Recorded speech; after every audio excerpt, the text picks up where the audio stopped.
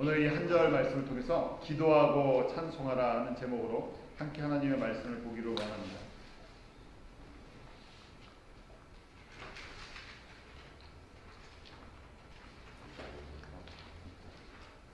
시안 집사님 죄송한데 이거 꽂아져 있는지 한번 USB 확인해 주시기 바랍니다.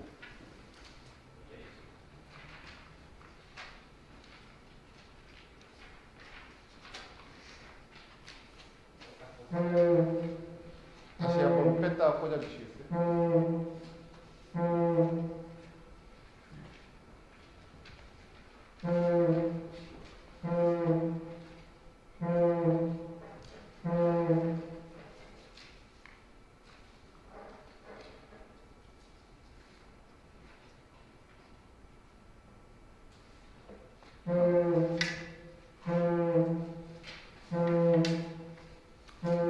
그냥 말씀 저희가 함께 나누도록 하겠습니다. 야고보서 5장 13절 통해서 기도하고 찬송하라 하는 제목으로 함께 하나님의 말씀 나누기로 원합니다. 야고보서를 통해서 저희가 계속해서 하나님께서 주시는 말씀이 있는데 그것은 특별히 고난당하는 성도들에게 주시는 말씀이 이 야고보서 전체에 흐르는 주제와 같습니다. 어제가 아닌 지난주와 이번 주 이제 말씀은요 구체적으로 이제 적용되는 말씀이에요. 자, 어떻게 하면 고난당하는 사람들이 승리할 수 있을까? 우리가 고난도 참 여러 가지가 있습니다. 먼저 고난을 분별할 필요성이 있는데요. 우리 그리스도인들이 당하는 고난들 무엇이 있을까? 예수님 때문에 당하는 것들이죠. 예수님 아니면요, 내가 예수를 안 믿으면 당하지 않아도 되는 것들, 내가 예수를 믿는 것 때문에요, 우리 가운데 찾아오는 것들이 있습니다. 일반적으로요, 제가 고난의 두 종류가 있었다고 말씀드렸었죠. 1장 저희가 말씀 나눌 때 꼭 기억하셔야 되는데 고난의 두 종류인데 고난이 오는 두 가지 이유가 하나는 이 시험의 두 종류예요. 첫 번째 시험은 무슨 시험이라고요? 믿음의 시련, 트라이얼이라는 것이에요. 하나님께서 우리의 믿음을 성숙시키기 위해서 우리를 연단시키고 하나님 나라의 소망 갖게 하기 위해서 믿는 자들에게 주시는 이 트라이얼, 나의 잘못이 아니라 하나님이 고난을 통해서 나를 온전히 믿음의 사람들로 만들어 나가는 과정이 있어요. 저희가 이것을 갖다가 그리스 헬라 말로 페라스모스라 그 말씀을 드렸어요. 이거 꼭 기억하셔야 됩니다. 야고보서 다 끝났는데 이걸 잘 이해를 못하시면 야고보서 전체를 잘 이해를 못하시는 거예요. 자, 누구나 다 믿음의 시련이 올 수 있는데 믿음의 시련에 있으면 어떻게 하라고 했습니까? 기뻐하라. 왜요? 하나님께서 사랑하시는 증거기 때문에.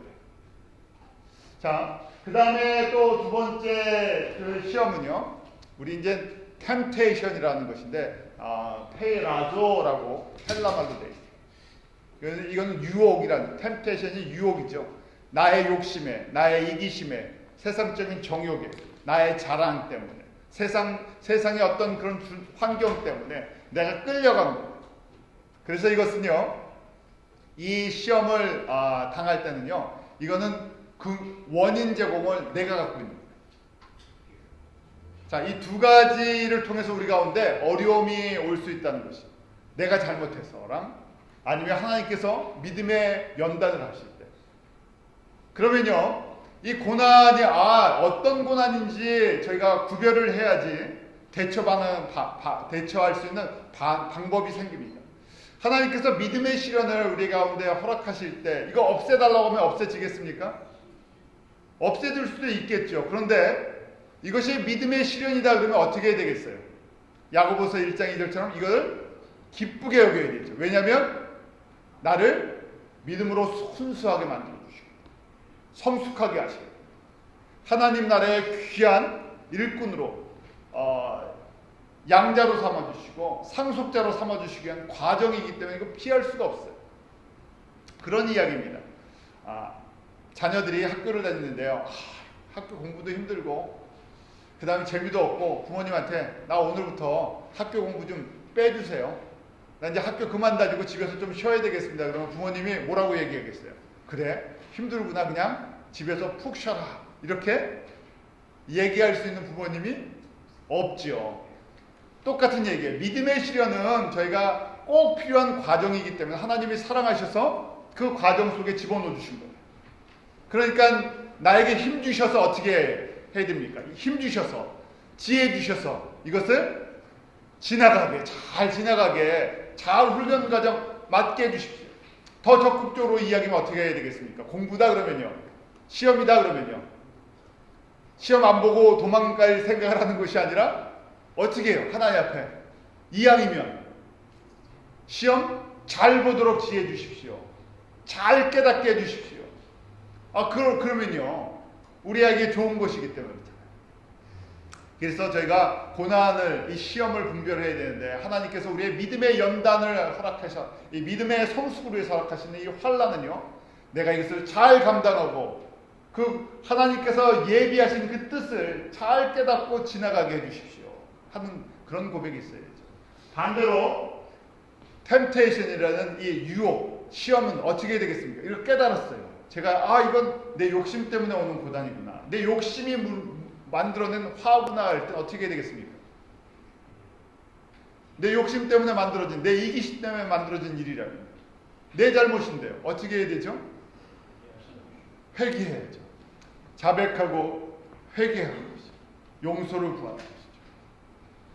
자, 이렇게 우리 가운데 두 가지 이 고난에 대해서 분별력을 할 때요, 올바른 믿음의 반응을 할 수 있는 것입니다. 자, 그런데 오늘 이렇게 나오잖아요. 말씀이 너희 중에 고난당하는 자가 있느냐? 저는 기도할 것이요. 이 기도는요, 어떤 기도겠습니까? 내가 이 고난 속에서요, 고난을 분별을 했어요. 믿음의 시련이, 믿음의 시련이구나. 그러고 아니면 또 내가 이 고난이 나의 욕심 때문에 있구나. 그 다음에 할 수 있는 방법이요, 최고의 방법, 문제 해결 방법은요, 바로 기도라는 것입니다. 자, 오늘 고난 중에 있느냐? 어떻게 해야 된다고요? 기도하라. 명령을 하세요. 오늘 우리가 이 기도의 모습을 한번 같이 나누었는데 어떻게 기도할 것인가 하는 것이. 우리는 일반적으로 기도하면요, 그냥 부르짖습니다. 부르짖고요, 그 문제를 그냥 문제를 붙들고 어딜 가죠? 문제가 심각하면요, 기도원 가서 나무 뿌리를 뽑을 때까지 해야 된다고. 그렇게 나무 뿌리 뽑아본 적 있으십니까? 그래서 우리가 한국 기도원이 얼마나 많습니까? 한국 교회의 특징은요, 기도에서 시작돼서 기도로 끝난다고 볼 수도 있어요. 뭐 새벽 기도도 있고 금요 철야 기도도 있고 또 기도원마다 그냥 사람들이 많잖아요. 그런데 이제는 조금 성숙한 기도를, 고난 가운데 있는 성도들에게 성숙한 기도를 야고보 사도가 우리에게 말씀해 주고 있습니다. 자, 어떻게 기도할 것인가? 우리가 이제는 과거에는 어린아이와 같을 때는요, 문제만 묻고요, 그냥 기도했어요. 그런데 저희가 고난을 분별해 보니까 믿음의 시련이 오는데 이걸 갖다가 그냥 이거 없애달라고만 하면 응답이 있겠습니까? 없겠습니까? 응답이 없어요. 왜냐하면 초점이 안 맞기 때문에 그렇습니다. 또 내 욕심으로 생긴 문제인데요, 제가 욕심을 부려갖고요, 한국 그냥 예예요. 만약에 어떤 사람이 부동산 투자가 아니라 부동산 투기를 했어요. 있는 돈 없는 돈, 내 돈뿐만 아니라 집안 식구들까지 아는 사람까지 돈을 다 뽑았고요, 여기 땅값 오른다 그래갖고 어디다 그냥 땅을 그냥 있는 대로 다 샀습니다. 그랬더니 사기예요. 그러면요, 어떻게 하겠습니까? 하나님 돈 더 달라고, 내가 이거 회복할 수 있도록 그걸 자꾸만 한다고 좋은 땅 사서 한 번에 회복해달라고 해도 이런 초점에 맞지 않는 기도에 문제가 있다는 얘기예요. 우리가 신앙이 어렸을 때는요, 무조건 매달립니다. 필요한 것입니다. 부르짖어 본 적도 없는데 그 다음에 이 대화의 수준, 인격적인 교제로 나아갈 수가 없죠. 어린아이일 때는 울부짖죠. 그런데 성인이 된 다음에도 울부짖을 수는 없습니다. 분별력이 필요하고요, 이제 합당한 기도가 필요한데 어떻게 기도할 것인가? 이제 나와 하나님과의 마음을 일치시키는 것이. 쉽게 이야기하면요, 아버지의 뜻을 이해하고요, 깨닫고 거기에 순종하는 것입니다. 왜냐하면 우리가 기도하는 대상인 하나님 아버지는요, 우리의 모든 것을 알고 계십니까? 모르고 계십니까? 알고 계시죠. 우리에게 좋은 걸 주기 원하십니까? 나쁜 걸 주기 원하십니까? 좋은 걸. 그래서 그 아들 예수 그리스도를 주시기까지 우리를 사랑하셨어요. 주실 거다 그런 것이 아니라 2000년 전에 이미 예수님께서 이 땅 가운데 오셔서 우리에게 필요한 모든 것을 주시는 것을 갖다가 십자가에서 보여주셨잖아요. 그게 믿음이에요. 이제 믿음을 가지고요. 조금 더 이제 아버지의 마음을 움직일 수 있는 성숙한 사람은요. 내가 하나님의 뜻을 알고 주님을 닮아가기로 합니다. 아버지의 뜻을 알고 아버지를 순종하기 원합니다. 그러면요. 하나님께서 나머지는 어떻게 해주시겠어요? 책임져 주신다는 것이죠.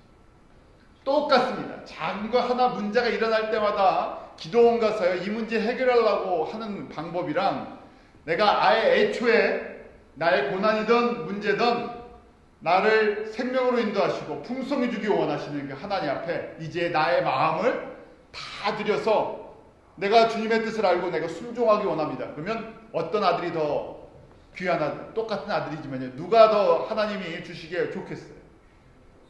순종하는 아들.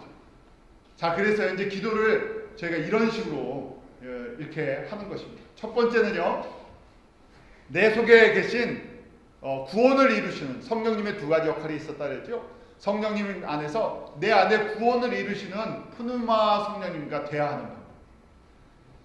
성령님이 어디 거하십니까? 내가 예수를 주라고 고백할 때 성령님이 내 마음의 중심에 계세요. 멀리 있는 하나님을 찾는 것이 아니라 내 마음에 있는 중심의 그 하나님, 구원을 이루시는 성령님과 대화하는 거예요. 문제가 있을 때, 아픔이 있을 때, 고난이 있을 때, 왜 하나님 내가 지금 이 과정 속에 있습니까? 하고 잠잠히 주님의 음성을 들어보려고요. 이 성령님과 교제하기 시작해요. 성령님을 인정해야죠. 성령님께서 내 마음을 누구보다도요. 나보다도 나의 모든 상태를 가장 잘 알고 계시는 분이 내 안에 성령님이세요. 그래서 이 푸누마 성령님이랑 내게 구원을 베푸신 그 성령님이랑 대화하는 방법을 여러분들이 이제 훈련을 하셔야 됩니다. 대화하기 위해서는요. 그 성령님을 인정해드려요. 내 안에 거하시는 그 성령님을 항상 인정해드리고요. 찬양해드리고요. 또 사모해야 되죠. 우리 찬송에 지금 찬양을 부르는 것 중에서 그 성령님에 대한 찬양을 우리가 불렀잖아요. 무슨 찬양 불렀습니까? 무슨 찬양 불렀어요? 아니 10분 전에 부른 찬송. 예수님 목마릅니다. 예수님 목마릅니다. 오셔서 채워주셔서. 그래서 그 다음에 성령의 불러 그랬었잖아요. 성령의 불러하는 것은 이제 우리가 보혜사 성령님, 우리 곁에 이제 두 번째인데요. 우리 옆에 계신 성령님이세요. 우리 옆에 계신 성령님은요, 보혜사인데 나를 도와주시는 분이시죠. 도와주신 분이라는 뜻이에요. 나를 도와주시는데 나의 문제가 무엇인지, 내 고난의 근거가 무엇인지, 내 마음을 내가 다스릴 수가 없는데 이걸 어떻게 해야 되는지, 나를 갖다 하나님께로 더 가까이 나아가는 사모함을 주셔야 되는데 나를 옆에서 항상 도와주세요. 그런데 보혜사라는 뜻을 말씀드린 것처럼 보혜사 성령님은 항상 내가 인격적으로 초청을 해요. 그래서 찬양을 부를 때 입술만 그냥 성령의 불로 그러지 마시고요. 제가 눈을 감든 눈을 뜨든 진짜 성령님께서, 보혜사 성령님께서 어떻게 해요? 나에게 불처럼, 내 안에 욕심 때문에 일어난 문제라면 불처럼 임하겠죠.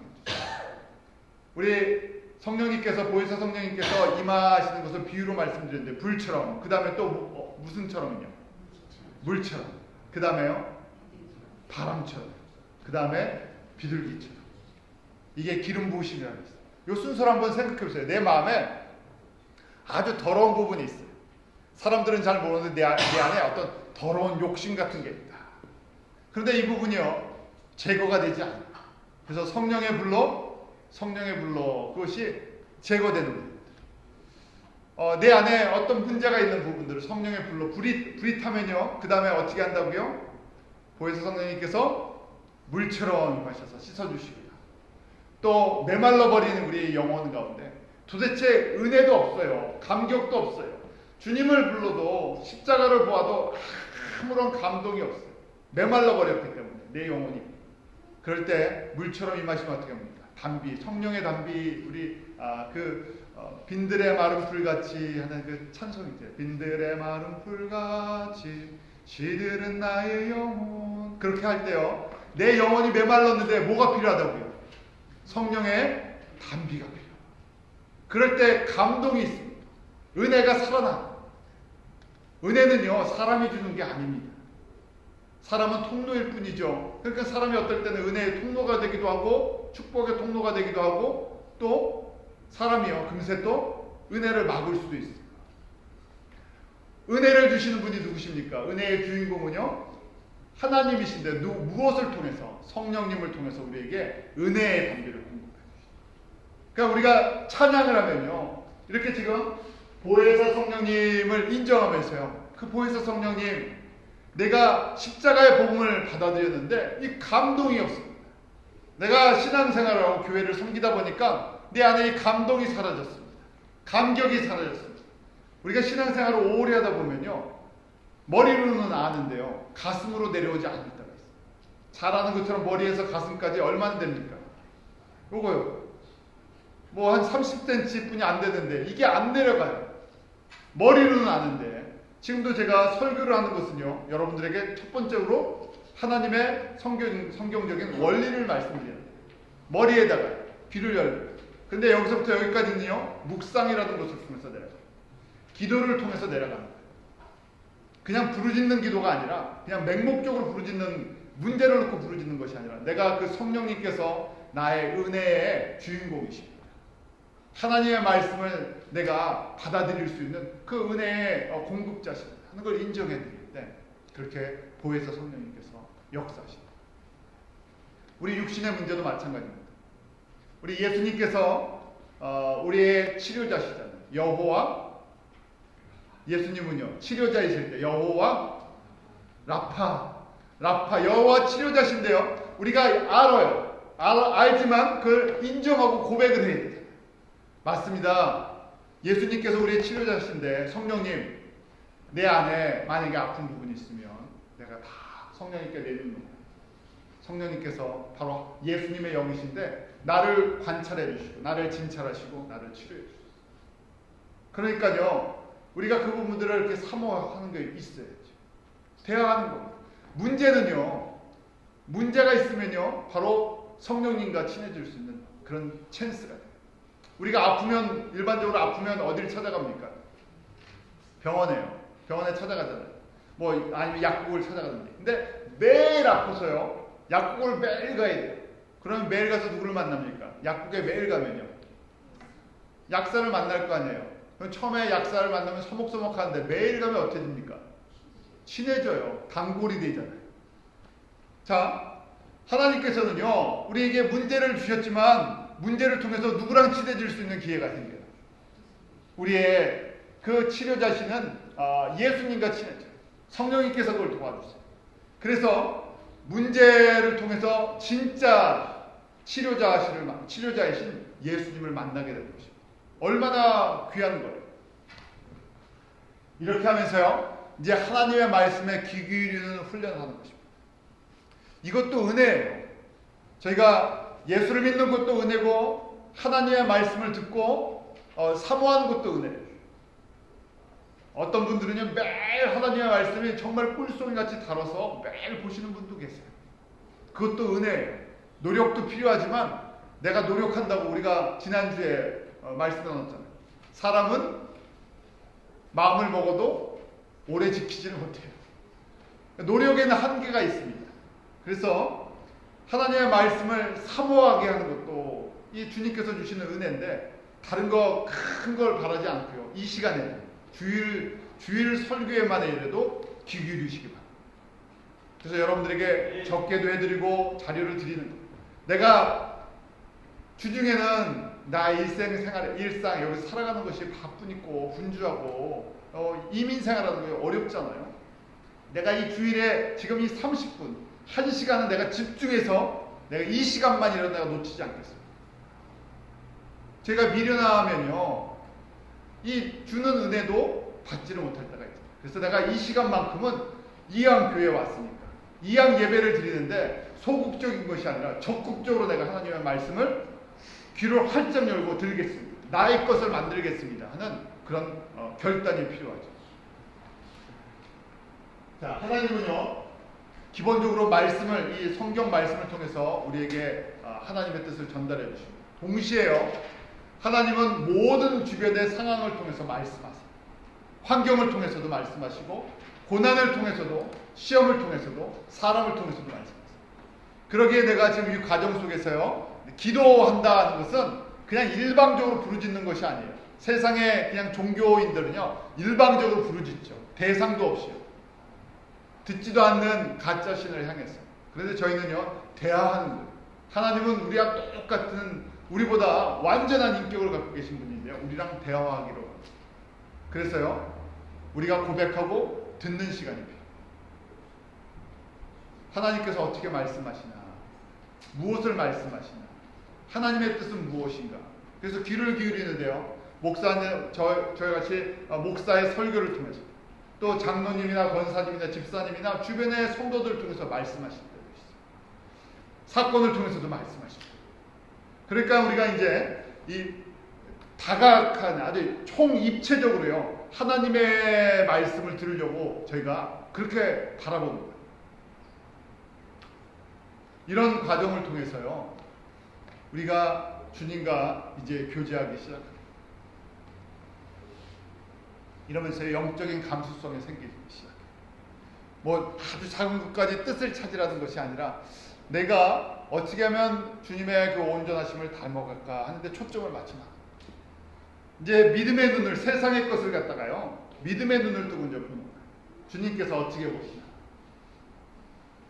우리 예레미야 29장 12절 13절 한번 같이 읽어볼까요? 같이 읽습니다. 시작. 너희는 여기에 부르시며 와서 너희에게 기도하면 내가 너희를 들을 것이요 너희가 전심으로 나를 찾고 찾으면 나를 만나리라. 우리가 처음엔 문제 때문에 예수님을 찾아가는데요, 나중에는 누구로요?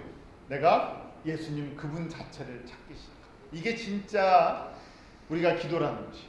처음에는 고난 때문에, 아픔 때문에 예수님을 찾아가지만 예수님이 원하시는 것은 고난만 해결받기 위해서, 문제만 해결받기 위해서 나를 찾아오라는 것이 아니라 나를 전심으로, 내가 전심으로 나는 하나님을 만나기로 합니다. 내가 전심으로 주님 안에 있으면요, 내가 평안합니다. 고난이라는 것이 그렇잖아요. 우리가 상대적으로 가난한 나라에 사는 사람보다 우리는 더 평안해야 되는데, 우리가 아는 것처럼 미국에 사는 게 이렇게 만만치가 않죠. 일반적으로요, 선진국에 사는 사람들이 사는 것이 우리가 미국이나 한국같이 이제 잘 사는 나라에 사는 사람들이 더 어려운 부분들이 있어요. 왜냐하면 생활 수준이 있기 때문에요. 우리가 과거처럼 살 수가 없습니다. 과거에 우리가 못 살 때, 한국에 못 살 때, 그때 바라는 건 뭐였습니까? 50년대 보릿고개 지나면서요, 한국 사람들이 꿈에도 그리던 그 잘 사는 길은 뭐였습니까? 쌀밥에 아니, 쌀밥에 세 끼만 먹으면요. 그런데 지금 미국도 마찬가지죠. 저 미국 살면서 옛날식으로 생각하면 쌀밥이라면 경김이나 아씨, 아씨 무슨 한국미입니까? 그거 25불 한 푸대. 요새 배추 쌀 때 10불 해갖고 쌀 한 푸대랑 김치를 잔뜩 담궈갖고 겨울 12월, 1, 2월 3개월 동안 쌀밥에 김치만 드시면 옛날 30년, 40년 전에 하면 진짜 잘 사는 거예요. 그런데 매일 세 끼를 김장김치에다가 쌀밥만 드시고, 우리는 행복하다 할 사람이 요새 미국이나 여기서 별로 없죠. 김치를 매일 먹지도 않는데요. 김치를 한 일주일만, 아침, 점심, 저녁으로 김치만 일주일을 먹었어요. 그 다음 무슨 얘기 하겠습니까? 당장이요. 속에 기름기가 없어서 속 쓰려서 김치 신물 난다 그러겠죠. 그래요. 네팔 가면 네팔 사람들은 제가 예전에 네팔 한번 갔을 때 네팔에 갔을 때 네팔 사람들은 하루 두 끼를 먹어요. 점저 먹고 점심이랑 저녁으로 두 끼. 쌀밥을 이렇게 뭐 밥을 이렇게 이만큼 먹는데 두 끼로 하루의 배고픔을 이렇게 채웁니다. 그러니까 밤 늦게까지 있으면 안 되죠. 배고파서. 저 미얀마 저희가 그 목회자 세미나 할 때 지금은 이제 그걸 많이 줄였다 그러세요. 비용을 줄이기 위해서. 근데 그 사람들이 왔기 때문에 멀리서 지금 이제 지역에 가서 하지만 양곤에서 모여서 하는데 양곤까지 오느라고 그 시골에 있는 사람들이요. 뭐 일주일 걸려갖고 가난한 나라는 교통비가 비싸지 않습니까? 그 억지로 힘들게 그 비용을 마련해서 왔어요. 그러니까 최소한 그 목회자 세미나 하는 동안에 그 집회하는 동안에 점심을 밥을 제공해 줬었어요. 왜냐하면 가난한 사람들은 한 끼 밥 먹는 것 자체가 반찬이 아니라 한 끼 그냥 밥이라도 먹었으면 하는 것이 큰 숙제인데요. 잘 사는 나라는 살면서요. 세 끼 밥 먹는 건 괜찮은데 밥 갖고 살 수가 없지 않습니까? 저희가 밥만 먹고 살 수가 없었어요. 상대적으로 선진국에 사는 사람들이 더 빈곤감이나 이 프레셔가 있어요. 경제적인 프레셔가 있어요. 뭐가 싸야 말이죠. 미얀마 가서 보니까요. 집이라고 해봐야 좀 가난한 사람들은 장로님도 가시고 우리 권사님도 다녀주시고 가서 보셨지만 가난한 사람들은 어디서 삽니까? 한국식 개념으로 움막에서 살아요. 움막. 원두막이죠. 원두막. 원두막 같이 그 나무 이 평상 같은 거 해놓고요. 위에는 바나나 이렇게 걸어놓고 벽은 없죠. 그러고 이렇게 살아가는데 저희는 그렇게 살 수 없잖아요. 우리 뉴욕 사는데 뉴욕에 렌트비가 뭐 웬만큼 벌어갖고요. 렌트비 내기도 벅찬 곳에 살아요. 하나님께서 우리에게 이런 경제적인 것도 특별히 전체적으로 다 경기가 없다 그래서 경제적인 것도 있죠. 예수님을 믿었는데도 우리 가운데 다 모든 것이 형통할 줄 알았는데요. 예수님을 믿어도 어려움은 똑같이 찾아올 때가 있어요. 자녀 문제도 있을 수도 있고요. 부부 문제도 있을 수도 있고 결혼 문제도 있을 수도 있고 또 비즈니스 문제도 있을 수 있고 다 문제도 있을 수 있어요. 자, 그런데도 제가 이렇게 이 모든 과정을 통해서 예수님을 찾기를 원하시는 것이 이것이 이 고난을 이기는 방법이라는 거죠. 시험이 왔을 때는요. 우리가 이 템테이션 때문에 오는 이 시련이 있을 때는 바로 하나님은 어떤 분이신가를 잘 이해하십니다. 그래서 요한일서 1장 9절을 보면 하나님은 어떤 분이시라고요? 신실하신 분입니다. 그래서 우리가 우리의 죄를 자백하면 저는 우리를 용서해 주시는 용서하시는 하나님이십니다. 아, 이게 내 욕심 때문에 문제가 이렇게 발생됐구나. 그래서 그 주님 앞에 내 이기심 때문에 내 문제구나 그러면요. 주님 앞에 정직하게 고백합니다. 저는 미쁘사 우리 죄를 자백하면 용서하시는 분이시오. 그때 누가 도와주세요? 성령님께서. 또 세 번째로요. 이제 제가 시련이 온다. 믿음의 시련이 오면 어떻게 기도해야 되냐면요. 야고보서 1장 2절 3절처럼 믿음의 시련이구나. 하나님께서 나를 그 정금과 같이 하기 위해서 용광로를 지나가게 하신다. 그럼 어떻게 하라고요? 기뻐하라 그랬습니다. 왜냐하면 우리 1장 2절 3절 한번 다시 같이 읽어볼까요? 야고보서 같이 읽습니다. 시작. 내 형제들아 너희가 여러 가지 시험을 만나거든 온전히 기쁘게 여기라. 이는 너희 믿음의 시련이 인내를 만들어내는 줄 너희가 아니라. 믿음의 시련이 뭘 만들어낸다고요? 인내. 믿음의 시련이 있으면요, 세상에 참 어려움이 있으면요, 그냥 예수를 열심히 믿고 주일도 지키고 봉사도 하고 기도도 하고 그러는데 어려움이 있는데 그러면요, 이것이 하나님의 복이라는 것이. 이게 어떻게 복이 됩니까? 이 땅에 소망을 두지 않게 하고요, 어디에 소망을 더 두게 한다는 것입니까? 하나님 나라에 소망을 두게 한다는 것이죠. 죄송한데 이거 꺼주시겠어요? 저 찬바람이 나네요. 실내가 따뜻해갖고요. 전부 다 꺼주세요. 온도 조절이 돼 있어갖고 에어컨이 나옵니다. 참, 이것도 감사한 건데요. 저희는 예전에 춥다고 예배당에서 추워갖고 그랬었는데 지금은 하도 떼나갔고요. 에어컨이 자동으로 앞에 부분인데요.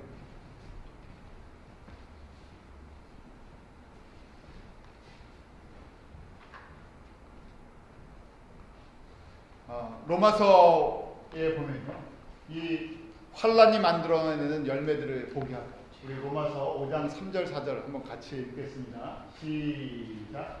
하나님뿐 아니라 우리가 환란 중에도 즐거워하니 이는 환란은 인내는 연단을 소망을 이루는 줄 아십니다. 이것이 이제 믿음의 눈을 뜨고 보면요, 지금은 시련이고 이게 지금은 환란이고 지금은 고난처럼 보이는데, 저희가 이 땅에서 그렇게 하면서요, 세상에 대한, 이 세상이 영원한 것이 아닌데 세상이 좋으면요 자꾸만 세상에다 소망을 두지 말라 그래도요, 세상이 좋으면 어떻게 됩니까? 세상에 자꾸만 소망을 두고요, 세상에 관심이 있어져요. 하나님께서 환란을 통해서 뭘 만들어내신다고요? 인내라는 것은 참는 거죠. 견디는 거죠. 뭘 견딥니까? 주님께서 오실 그 나라를 보면서, 주님께서 세우실 나라를 보면서 인내할 수 있는 것입니다. 그 인내는요, 우리 가운데 그 다음에 뭘 만들어낸다고요? 캐릭터, 연단한다. 이 캐릭터는 godly 캐릭터, 우리 하나님의 성품을 만들어내는 거예요. 그러니까 신앙은요, 가만히 보면요, 요 모습을 보면 정말 기도하는 사람이구나, 믿음의 사람이구나 하면 어떤 모습이 나타나겠습니까? 요 과정을 보면요, 오래 참는 사람이에요. 오래 참는다는 것은요, 말을, 우리 야고보서 3장에 나온 것처럼 말을 잘 많이 하는 사람이겠습니까? 말을 잘 안 하는 사람이겠습니까? 말을 잘 안 하는 사람. 그 사람이 더 무섭죠. 말 안 하다가 한마디 이렇게 하면요, 이 무게감이 있어요. 근데 평소에 말이 많고 불평이 많은 사람은요, 저 사람은 뭐라고 합니까? 원래 불평이 쌓여 있는 사람이구나, 그렇게 생각해요. 그렇지만 정말 이 안에서요, 저분 보면 참 연단도 많고 시련도 많은데 오래 참으세요. 오래 참아가면서요, 그 안에 가들리 캐릭터, 하나님의 성품을 담아요. 인자함이 있고요, 사랑하고요, 이 세상에 별로 가진 게 없는데 주님 나라 보면서요, 기쁨으로 자기의 삶을 날마다 드리기로. 그러면서 그 안에 뭐가 만들어집니까? 환란은 인내를, 인내는 연단을, 그 다음에 연단을 통해서 소망이 아주 분명해져. 어디에 대한 소망? 주님 나라에 대한 소망, 천국에 대한, 새하늘과 새 땅에 주님과 동행하는 삶, 그 소망이 분명해집니다. 누가 더 복됩니까? 이 땅에서는 잘 됐는데요, 하나님 나라에 소망이 없는 사람이랑, 이 땅에서는 좀 어려워도요, 하나님 나라의 소망 가운데 주님과 동행하는 사람입니다. 하나님과 동행하는 사람이죠. 양쪽을 다 받으면요, 이 땅에서도 잘 되고 정말 하나님 나라의 소망을 갖고 있는 사람은 아주 특별한 사람이에요. 성경 전체에 그런 사람이 몇 사람 되지 않아요. 대부분의 우리 신약의 성도들, 우리가 노래 부르잖아요. 이런 찬송하죠. 찬양, 베드로처럼 바울처럼. 여러분들 그 찬양 좋아하시죠? 베드로처럼 바울처럼. 그 다음 뭡니까? 예? 그렇게 살 수 없어요. 정말 그렇게 살고 싶으십니까? 한번 보세요. 베드로의 삶은 어떤 삶이었습니까? 베드로의 마지막 인생의 끝은요, 우리가 기독교 전승에 내려오는 것처럼 십자가에 로마에서 거꾸로 매달려 있어요. 그렇게 순교했어요. 바울은요, 이 노래 잘 부르셔야 돼요. 바울처럼 그렇게 살 수는 없어요. 바울처럼 살고 싶으십니까? 바울이 고린도 후서에 예수를 믿고 복음을 전하면서 당하는 고통을 써놓은 걸 보면요, 저희가 그 중에 하나라도 받으면요, 이걸 견뎌낼 수 있을까 할 정도. 수없이 매맞고요, 강도당하고요, 감옥에 갇히고요, 자기가 갖고 있던 모든 거 다 잃어버린 거나 다름없죠. 명예도, 그 다음에 지식도, 권세도 다 내려놨어요. 세상에 이스라엘 사람을 보면요, 가장 잘 나갈 수 있는 사람이잖아요. 로마 시민권까지 갖고 있었는데, 그런데 다 버리고요, 고난의 길을 묵묵히 걸어갑니다. 저희가 찬양을 부를 때 잘 생각하고 부르셔요. 바울처럼 그렇게 살고 싶은가? 그것이 정말 복되다고 생각하는가? 예, 그렇습니다. 그 믿음의 사람. 왜냐하면 하나님 나라에서는 바울과 같은 사람이 어디에 있기 때문에, 제일 영광의 자리에 있기 때문에, 베드로 같은 사람이 제일 영광의 자리에 있기 때문에 저희가 그것을 보면서 믿음의 사람을 따라가는 거 아니겠습니까? 자, 이것처럼은요. 그러니까요. 환란이 온다 그러면 기뻐할 수 있는 거예요. 이 환란을 통해서 내가, 환란은 뭘 만들어낸다고요? 인내하려 그러면요. 끝이 보일 때 인내할 수 있어요. 끝에 무엇이 보일 때요? 영광의 면류관이 보일 때. 끝에 예수님과 함께 그 영원히 다스릴 하나님의 나라가 보일 때 인내할 힘이 생깁니다. 그 인내하면서요. 내 안에 있는 모난 부분들이 하나님의 성품으로 조금씩 만들어져요. 그러면서 소망을 이루어 나가죠. 이것이 신앙의 여정이고요. 이것이 하나님께서 우리를 이 땅에 살게 하시는 목적이에요. 그러니까 사람마다 훈련받는 과정이 다 다릅니다. 저희 폴이 운동을 좋아했고요. 별 재미도 없는데 저희가 보면 겨울 트랙, 윈터 트랙이라고 학교에서 이제 애프터 스쿨 학교 끝나고요. 겨울 육상 할 사람 하나 그래서 신청을 해서 해요. 그래서 뭐 하냐 그랬더니 맨날 뭐 하겠습니까?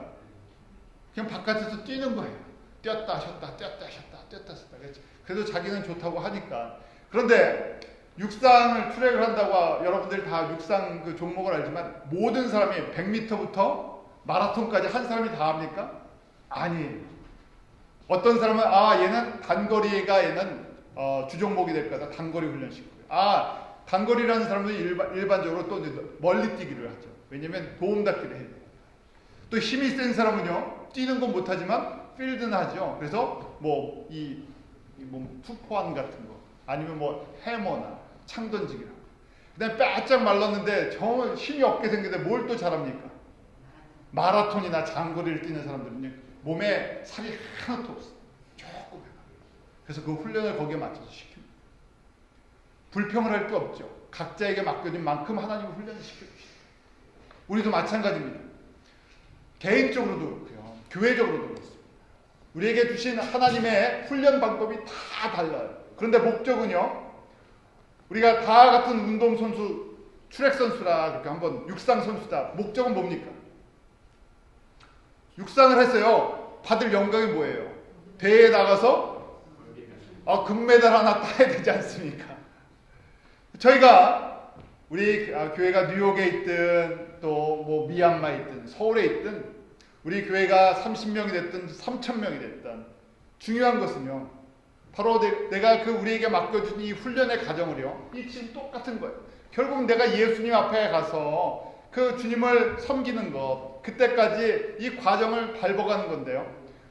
목적이, 소망이 분명하고요. 나에게 주신 이 과정들을 잘 이해하면요. 다 감사해져요. 물론 제가 저희 교회를 개인적으로 저희가 프로그램이 많은 것도, 성도가 많은 것도, 제가 뭘 잘 해드리는 것도, 신방을 매주 해드리는 것도 별로 없지만, 제가 함께 믿음 안에서요. 우리 달려갈 길을 같이 보고, 이 주님께서 이런 훈련의 과정, 우리 각자에게 주신 것, 우리가 이 모든 과정을 통해서 인내하시고 연단하고, 그래서 주님 보실 그날에 내가 정말 잘했다 칭찬받을 수 있는 그 믿음의 길을 가야 되는 것이 저나 여러분이나 똑같은 목적 아니겠습니까? 그래서 저희가 힘을 내고요. 우리에게 주신 목적이 분명합니다. 하나님의 뜻은요 분명합니다. 성경 전체를 통해서 하나님이 주신 뜻은요 복잡하지 않습니다. 사도행전 1장 8절, 마태복음 28장 18절에서 20절, 최종 목적은 무엇입니까? 이 천국 복음이 땅끝까지 해서 모든 족속으로 제자를 삼는 것입니다. 그걸 이루어 나가기 위해서 그 과정이 필요한 것 중에 먼저 선행되는 것이 무엇입니까? 하나님을 사랑하고 내 이웃을 사랑하는, 이건 매일매일 훈련하는 것입니다. 그래서 이 지상 계명이라는 내가 하나님을 최우선으로 사랑하는 것, 이것의 문제가 되는 것이 우상숭배. 내가 다른 것에 마음을 빼앗기니까요. 그래서 기도하면서 내가 주님을 사랑하게 해주시고, 주님을 사랑하면서요 가장 가까운 나에게 성도에서부터 이웃을 내 가족부터 사랑하는 훈련하는 거예요. 사람들은 사랑의 대상이라 그랬잖아요. 사랑하는 훈련을 하는 것입니다. 사랑의 범위가 넓어지면서요 복음이 다른 민족 가운데, 다른 나라들 가운데 그 전파되는데 내 마음이 열리는 것이. 근데 이 모든 것을 알면서요 순종할 수가 없어요. 순종 못하게 하는 그 원인이 내 안에 있는데, 그 순종 못하게 하는 것이 무엇이라고요? 우리 야고보서 지금 공부하면서 하나님의 말씀을 순종하는 걸 방해하는 가장 근본적인 문제, 내 안에 있는 것이 뭐라 그랬습니까? 쓴뿌리라 그랬어요. 하나님의 말씀을 순종해야 되는데 내 안에 있는 상처나 내 안에 있는 쓴뿌리가 하나님의 말씀을 알면서도요 알기를 싫어하고요 알아도 순종할 수 있는 능력이 나에게 있지 않습니다. 그래서 이 기도 지금 쭉 말씀을 드렸는데요, 기도는 결국은 가장 파워풀한 기도는 내 안에 있는 내 쓴뿌리를 성령의 도우심으로 제거해 나가는 것이. 그러면요 하나님이 주시는 목적도요, 그 달려갈 길도, 그 다음에 어떻게 하나님을 사랑하는지도 분명하게 성경을 통해서 가르쳐 주시기 때문에요 이제 순종하기 시작하기만 하면 됩니다. 그럴 때요 이렇게 기도하고 이제 우리가 해야 할 것이 뭐냐면요, 기도한 다음에 뭐가 있겠습니까? 찬양하는 것이에요. 찬양인데 즐거울 때만 찬양하라는 것이에요. 지금 오늘은 즐거울 때 기쁜 일이 있으면 찬양하라 그러는데요, 고난 속에서도 우리가 기쁨을 가질 수 있어요. 고난이 무엇으로요? 기쁨으로 변합니다. 세상 사람들은 고난은 슬픔인데요, 우리 가운데 있는 연단은요 기쁨이에요. 하나님이 나를 사랑하셔서 이 과정을 걷게 하십니다. 그러니까 모든 상황 속에서 뭘 할 수가 있습니까? 찬양할 수가 있어요. 상황을 보는 것이 아니라, 문제를 보는 것이 아니라 나를 이렇게 훈련시키셔서 영광의 자리로 인도하시는 주님 때문에 찬양할 수 있는 것입니다. 그래서 찬양이요 순종하는 과정 속에 꼭 필요한 것이 이 찬양입니다. 그래서 우리가 매일매일 기도인데 내 내면의 문제를 정리하는, 내 내면을, 내 속사람을 정리하는 기도와 찬양인데, 그냥 찬양이 아니라 계속해서 뭘 봐야 합니까? 우리 하나님이 어떤 분인지 계속 하나님을 높여드리는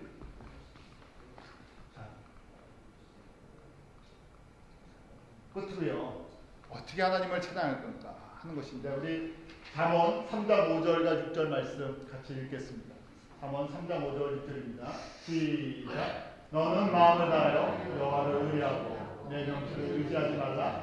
너는 범사에 그를 인정하라. 연연되기를 지키라. 이것이 찬양에, 또 찬양하면서요 기도하면서 가장 영적인 원리예요. 자, 어떻게 해야 되느냐? 마음을 다하여 여호와를 의뢰하라 하고 있어요. 조건들이에요. 내가 주님과 동행하는 삶을 사는 것, 내가 주님의 합한 삶을 사는 것, 내가 이 땅에서 그 믿음의 형통함을 겪는 비결인데요, 뭘 다해서요? 마음을 다하여 여호와를 의뢰하라. 여호와를 의뢰하기 위해서는 인정하는 것입니다. 날마다 예수님이 누구신지를 인정해야 돼요. 이게 찬양이라는 것이에요. 우리의 찬양은 예수님이 누구신가를 나의 삶 속에서 계속 인정하는 것이에요. 마음을 다해서. 두 번째는 뭐라고 되어 있습니까? 내 명철을 의지하지 말라. 누구나 다 자기 철학이 있지 않습니까? 다 내 철학이 있어요. 인생의 철학이. 웬만해서 남의 말 듣지 않는 나만의 인생의 철학이 사는 횟수가 많아질수록 늘어납니다. 어린아이들은 시키면, 요새는 애들도요 애들 철학이 너무 일찍 생겼어요. 그래서 요새는 뭐 미혼 7살이 아니라 한 3살만 되면 알 것 다 알아갖고요, 그 다음부터 어떻게 합니까? 엄마 아빠를 시키죠. 예, 가리켜요. 그러니 뭐 미혼 7살이니 3살이면 세상을 갖다가 벌써 이 세상에 눈이 팍 떠져. 3살부터 떨어지는데 요새는 또 평균 수명까지 80세까지 이렇게 늘어나갔고요. 3살부터 쌓여졌던 내 철학이 언제까지요? 한 70년을 쌓여요. 그러면 웬만해서 무너지지 않습니다. 우리가 내 명철을 의지하지 말라 살면서 이건 이렇게 가는 게 정상이에요. 명철을, 내 경험을 의지하지. 내가 이렇게 성공했으면요 이게 성공 철학이 됩니다. 그런데 하나님 앞에 우리는 항상 무지한 것을 하나님 앞에서 인정하고요, 고백하고, 나는 아무것도 아니다. 이것이요, 하나님의 은혜를 받는, 또 찬양하는 비결이에요. 나 같은 죄인 살리신, 그렇게 얘기해요. 내가 무슨 죄인입니까? 나 하나님 앞에서 선하게 살았습니다. 이 찬양이 벌써 찬양이 되지 않아요.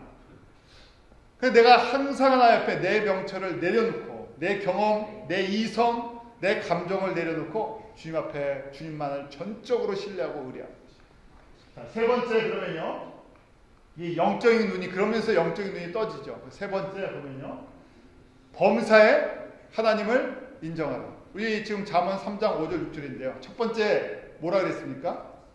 마음을 다하여 여호와를 의뢰하라, 의지하라 그랬어요. 두 번째는요, 내 명철을 의지하지 말라. 세 번째는요, 범사의 하나님을 인정하라. 범사의 하나님을 인정하는 것이 우리 데살로니가전서 5장 16절에서 18절 무슨 말씀했었습니까? 데살로니가전서 5장 16절 18 항상 기뻐하라, 쉬지 말고 기도하라, 범사에 감사하라. 이것은 너희를 향한 하나님의 뜻이니라. 똑같은 말씀이에요.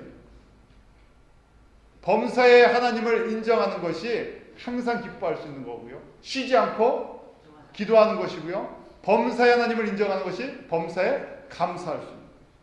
그러니까 이건 여러분들이 이제 저랑 같이 평생을 훈련하시는 거예요. 범사에 하나님을 인정하라. 나에게 좀 안 좋은 일이 생겼어요. 뭐라고 얘기하겠습니까? 하나님께서 이것을 통해서 나를 온전케 하시는 과정입니다. 하나님을 신뢰해야 돼요. 하나님은 어떤 분이시기 때문에. 하나님은 사랑이세요. 그 아들까지 주시기 때문에. 우리가 아무리 어떤 사람을 사랑한다고 인간적으로 아무리 사랑해도 내가 가장 소중한 거 줄 수 있겠습니까? 내가 솔직하게 이야기하잖아요. 우리가 아무리 인간적으로 사랑하고 내가 소중하게 생각한 내 아들을 줄 수 있겠습니까? 내가 소중하게 여기는 딸을 그냥 줄 수 있겠어요? 불가능하잖아요. 그래서 하나님의 주권을, 하나님의 그 신실하신 사랑을 저희가 인정할 때 저희가 하나님 앞에 드릴 수 있어요. 조금씩 내려놓을 수 있죠. 처음부터 예수를 믿고 내가 다 내려놓을 수 있나요? 안 되죠. 조금씩 내가 하나님의 사랑을 깨닫고 범사에 내가 주님을 인정하면요, 내 걸 조금씩, 내가 생각하는 것들을 조금씩 내려놓기 시작합니다. 언제까지? 주님 만날 때까지. 그럴 때요, 하나님께서 꼭, 하나님의 말씀은요, 이렇게 하라. 목적이 있으세요. 이걸 주시기 위해서, 이렇게 해주시기 위해서 조건이 필요해요. 너희가 내 말을 듣고 청종하고 범사의 나를 인정하고 내 명철을 의지하지 말고 그러면요, 하나님께서 약속해 주시는 것이 있죠. 네 번째인데, 그리하면 그렇게 붙어있어요. And therefore라고 되어 있는데요, 뭐라고 되어 있습니까? 같이 한번 읽어볼까요? 내 길을 지도하십니다. He'll make your path 어떻게 한다고요? Straight. 우리는 이게 지름길이라고, 평탄한 길이라고 생각하는데, 내 명철을 의지하면 지름길이 돌아가는 길도 되고, 내가 이거 보면 이게 평탄한 길처럼 보이는데 이거 평탄한 길이 아니라 이게 가장 위험한 길이 되겠죠. 그런데 이 지금 세 가지 과정을 저희가 고백하며 찬양하며 나아갈 때 누가요? 우리 주님께서 길을 어떻게 만들어 주신다고요? 곱게 해주신다. 가장 빠른, 가장 형통한 것. 그러니까 고난이 와도 뭘 할 수 있습니까? 찬양할 수 있어요. 어려움이 있어도요, 기뻐할 수 있어요. 자, 우리가 정리하겠습니다. 어떤 상황 속에서도 두 가지를 잊지 말아야 되는데요. 뭘 잘하는 사람이요? 기도하고 찬양. 저도 그렇고요, 우리 온 성도님들이 하나님이 주신 이 놀라운 축복의 통로를 마음껏 또 사용하시길 바랍니다. 기도하겠습니다. 하나님 아버지, 저희들 연약하지만 주님께서 주님이 주시는 지혜와 명철을 의지하고 나아갑니다. 우리 자신을 돌아보게 하여 주시옵소서. 날마다 성령께서 우리를 도와주심으로 말미암아 우리 속사람을 돌아보게 하시고 성령의 기름 부으심이 저희 가운데 그 보혜사 성령님의 그 도우심이 불처럼 물처럼 바람처럼 비둘기처럼 임하셔서 날마다 하나님의 거룩한 성도가 되게 하시고 성전으로 지어져 가게 해주시옵소서. 모든 환난과 연단 속에서도 저희로 기뻐하게 하시고 환난은 인내는 연단은 소망을 이루는 줄 알고 제가 믿음의 길을 끝까지 신실하게 걸어가는 복을 누리게 하여 주시옵소서. 아버지 하나님, 범사의 하나님을 인정하며 따라갈 때 하나님께서 우리의 길을 형통케 하심을 온전히 체험케 하시고 이 믿음의 길이 저희 가운데 가장 복된 길임을 찬송하며 격려하며 함께 하나님의 나라에 다 모일 때까지 저희들 한 사람 한 사람을 위로하시고 또 인도하여 주시옵소서. 예수님의 이름으로 기도합나이다.